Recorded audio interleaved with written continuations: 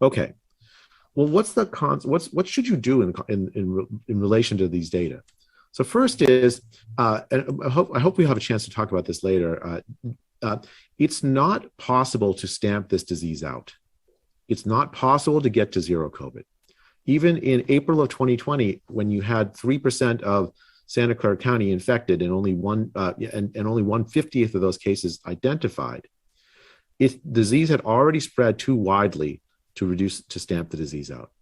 The disease is harbored by other mammals, including dogs, including cats, bats. There's a survey that found that 40% of white-tailed deer in the United States have evidence of antibodies to COVID. White-tailed deer. So if you can't stamp the disease out, which is the preferred technique if it's possible, what should you do? Well, given the very high risk that older people face, the right strategy is to protect older people.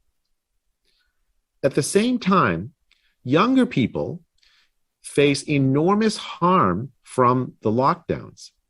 Children, for instance, in many places have had schools closed. In my native California, where I live, schools were closed for almost a full year and a half to in-person learning, a full year and a half of in-person learning.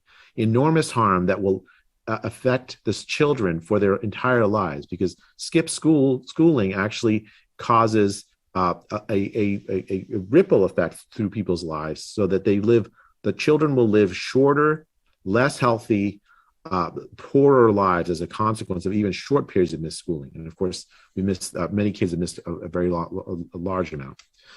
For young adults, it has led to many decreased life opportunities, and psychological harm, which I'll show you some evidence of in just a bit. So the idea is simple. Respect what the disease does, which is it really harms older people and certain people with chronic diseases. And so move heaven and earth to protect them.